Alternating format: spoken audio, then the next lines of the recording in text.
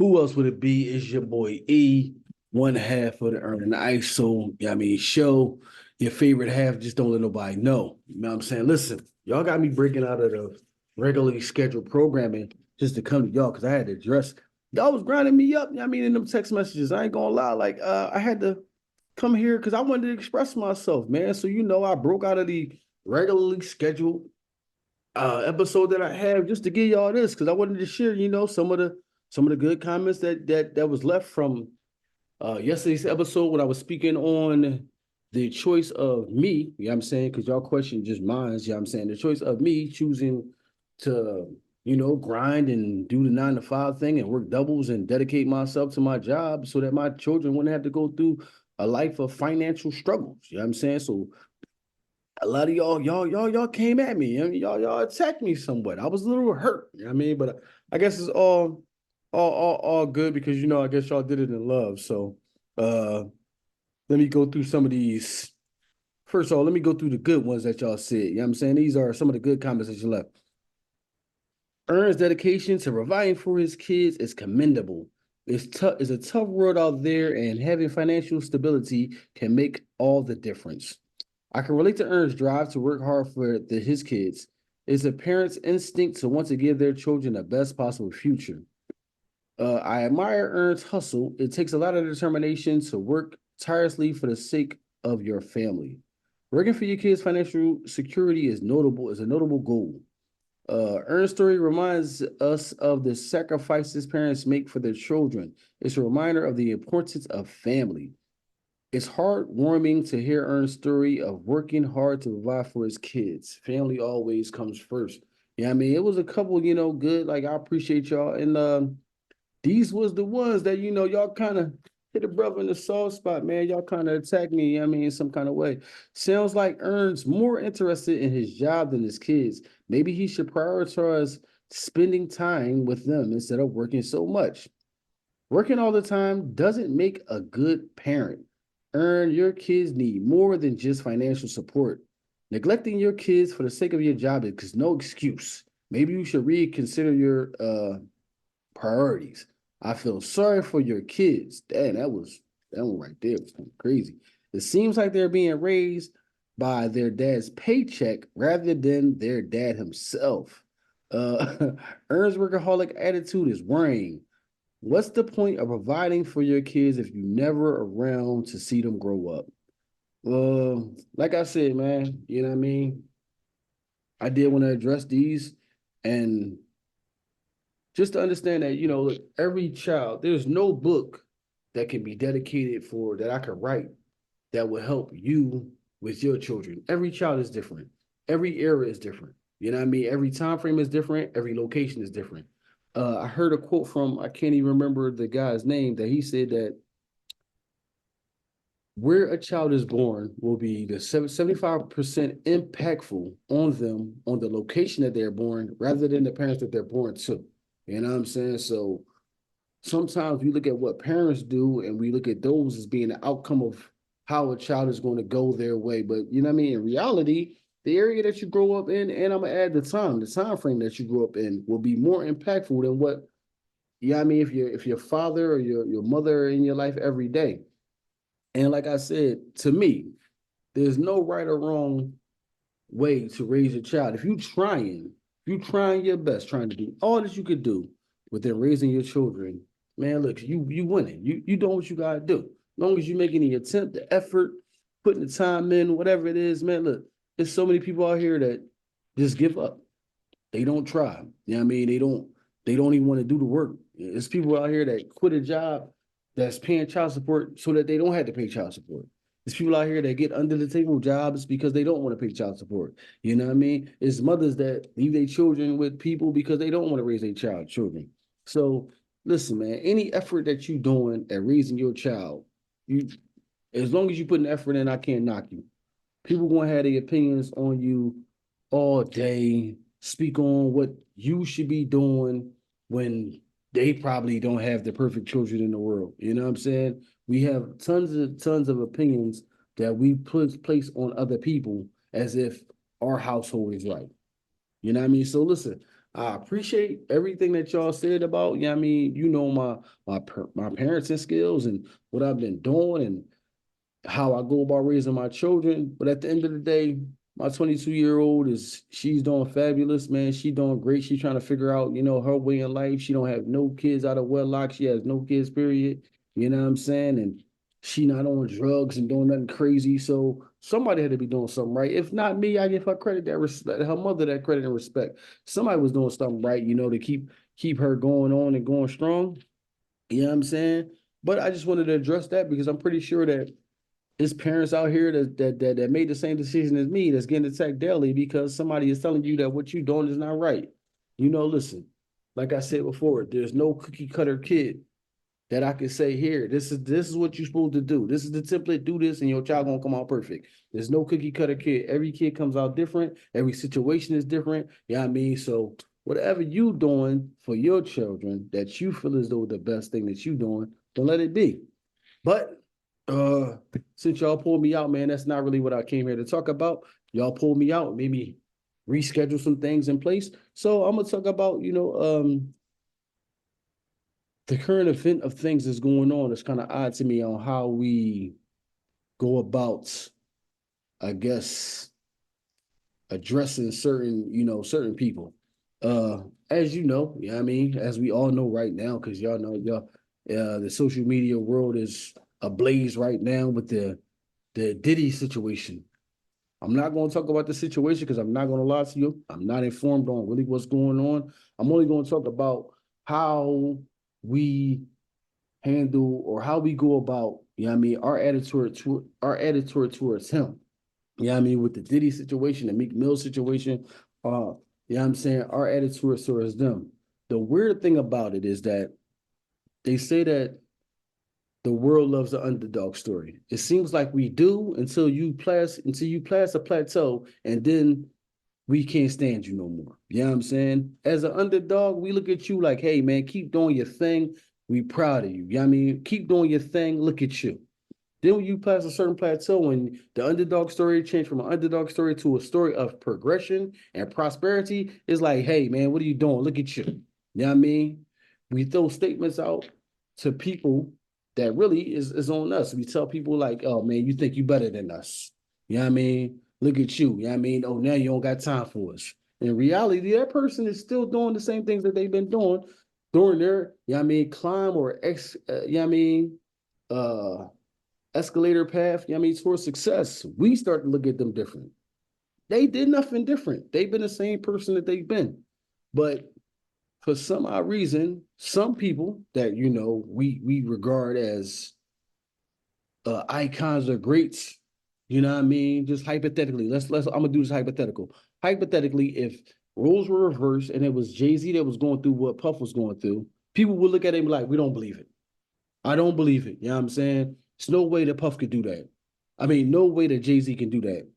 Just because of the emotional, stance that we have with that person, how we regard that person, how we look at them. You know what I mean? We will look at that as no way in hell that can happen. And nobody better not, speak on this person. Nobody better not say nothing about them. But because it's a Puff Daddy, and Puff been going through his things I'm not even gonna say, like I said, I'm gonna leave the legality stuff out of it. But he was going through his things with us as far as the community for the longest amount of time. People still accuse him of the death of Biggie Smalls. The weird thing about it is that we make these claims with no proof, but everybody stands on it. Like even now, like we sit back and we feel like we can make fun of the situation, even though it's not just him that's going through it. He got daughters, he has kids, he employed people that they probably trying to figure out where I'm gonna get my next paycheck from. What's gonna happen? But we feel as though because he going through this, we can make light of it. We can talk about it. We can laugh at him about it. You know what I mean? Regardless of the people that's behind him, that's really being affected by it.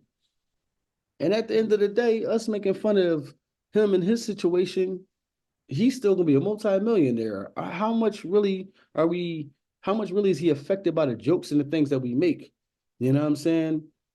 The only thing that kind of made me upset about the situation is that we open ourselves, us, people that look like us, you know what I'm saying? we open ourselves up and talk about people that look like us so much that other people feel like, all right, it's okay for me to do it too because they doing it. Listen, they going in on it. Are they going in on them all day? So because they doing it, I could talk about them too. You know what I mean? I mean, what they gonna say? What they gonna say to me if they doing it all day? You know what I mean? So the the weirdness of it, I don't understand the clarity of it because we go through these phases where we say support black businesses. You know what I mean? Because we want to be supported, but we don't support people because of how we emotionally feel about them, or we feel like, I feel like, you know what I mean, he would do something like this. No evidence at all. You know what I mean? Like I said, hypothetically, we're gonna do the hypothetical because I don't know. And it could be a Jay-Z situation where you had all the evidence and you could see a video recording of them doing it. We would still be like, no, I don't believe that Jay would do nothing like that. Not Jay. Not the Jay-Z that I know, even though you don't know the man. Not the Jay-Z that I know. He would never do nothing like that. But then somebody else, yeah, I believe he did do it. I believe he did it with no evidence at all, because that's the type of person that I feel like he is. So, you know what I mean? I wanted to bring up the situation of, you know what I mean, your loss is like, you know what I mean, my gain, or your pain is my pleasure. I don't understand how we going about this thing and how we looking at this and all the skits coming up now. Yeah, I mean, we feel as though it's funny to laugh at a person in a term. And the weird thing about it is that now, like I said, y'all know me and ISO, we a little older, but now y'all more familiar with like mental health. We don't know what you can trigger talking about a person like this, or what they can really go through, because let's just say that this person take it to the extent and they feel like, man, everybody coming down on me, I'm ready to just end it all. And then what do we do in that at that point, where when they do that? Do we now mourn that person because we drove them to that point of doing that? So we just had to be careful, man. Listen, we don't know the seriousness of the situation. Like I said, I'm not defending nobody, I'm not vilifying nobody. Let justice be served. You know what I mean? For anybody that went through that went through the event, you know what I mean, and you uh have some type of trauma because of it, man, I wish everybody did a healing, that, you know what I mean, for if you went through some type of trauma, physical, emotional, or what have you. You know what I mean? I'm just talking about how we, the community, attack people without, knowing the truth. So let's just be careful on how we go through things. Because I heard Mike Epps say something, and he said that once he reached a level of success, he went back home, and the people around him didn't accept him until he started doing drugs again, and he lowered his standard back to them. And so I could look back at you on eye level. You at your lowest point. You back here getting high with me. You're down in the dumps, and now I could look at you and be like, "Don't worry about it, man. It's gonna be everything gonna be all right. You gonna be okay."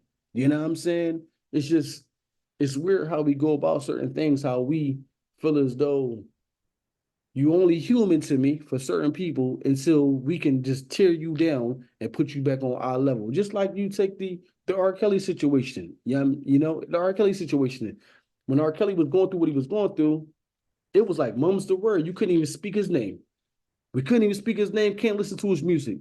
But now that he there and he's serving his time, and he probably at an all-time low. Now with people coming out that they can be like, R. Kelly is one of the greatest R&B, writers and singers ever. But at the time that he was going through this, it was, if you said that, we gonna vilify you the same way that we vilifying him. You know what I mean? But now that he's already at his lowest point, so we think he at his lowest point, it's like, all right, now we can go back to giving him his flowers. He on ground level. We done broke him down as low as we can break him down. He done lost everything. He back here with us. He wanted the people again. You know what I'm saying? So all right, let's open our arms back up and let's bring him back into the fold. So it's just like I said, man, it's just the thinking of it. You know what I mean? That boggles my mind. That confuses me on how we take certain stances and certain things, because at the end of the day, none of us want to be looked at or accused of something that we didn't do if the masses was calling us that. You know what I'm saying? Or if we did something, or if you get pulled over and you feel like, yo, this cop already accused me of something I already did. That's the same thing we doing. You know what I mean? it feel like, man, as the community, we don't want the mirror to be shed on us because we just want to point and laugh. And don't get me wrong, I'm pretty sure some of y'all don't feel like that, but we just gonna follow what the masses do. I'm pretty sure everybody don't feel like, well, if they doing it, then I'm gonna do it too. You know what I mean? Or if they all love this person, I'm gonna love them too, even though I don't know why I'm loving them. I love them because y'all all love them. So the majority of the people do it. I want to be with y'all because I don't want to be left out. You know what I mean? I don't want to be looked at as a weirdo. So we all gonna laugh at them. We all gonna laugh at them together. And if we all gonna love them, we all gonna love them together. You know what I mean? Like I said, these are not meant to be long. It's just to continue the conversation off of the video, you know what I mean, in the comments. And, y'all continue the conversation of the last one a little, you know what I mean? Y'all was jumping on me. You know what I mean? A lot of y'all was supporting me. A lot of y'all was jumping on me. You know what I mean? A lot of the ladies was, you know what I mean, took the stance of it take more than money to raise a kid. But that's weird because if I was just somebody that sat on the couch all day and when my kids woke up, I was active with them, you'd be like, what you do all day? Just watch cartoons. Yeah, I mean, we need money in this house with these kids. They need shoes, they need socks, they need school books, whatever. Yeah, I mean, sometimes you just caught in the middle where you're damned if you do, you're damned if you don't. But for today's episode, hopefully again, y'all enjoying y'all spring break. Y'all having fun, y'all being safe. Yeah, I mean, y'all being cautious and y'all being productive. But like I said, this is the Your Pain is My Pleasure episode. You know what I mean? I just wanted to bring that question out there, like, why do we go about certain things the way that we do? And we only do it to us. Like when it was Jeffrey, when it was Epstein, nobody, none of us did the same thing to him. When it was uh I forget the other, I mean, guy that was, accused of something. But when it's only us, we feel like it's the green light to go at them. If it's somebody else from another community, another race, and I ain't trying to be racist, I'm just curious on why do we do that? We when there's another race that go through the same thing, it's like mum's the word, don't say nothing about them. We're gonna be quiet. But if it's us, green light, y'all, get y'all cameras out, let's get the skits on, and let's make fun, and let's just jump on this person. You know what I mean? So I don't understand that, man. But we'll continue the conversation in the if y'all been texting, if y'all want to continue the conversation there, continue the conversation in the comments. Wherever y'all want to do, y'all know that the voicemail number, which is also the texting number, is down in the description. But without further ado, this is the Ern and Iso show. If you don't know now, you know we out of here, man. Peace.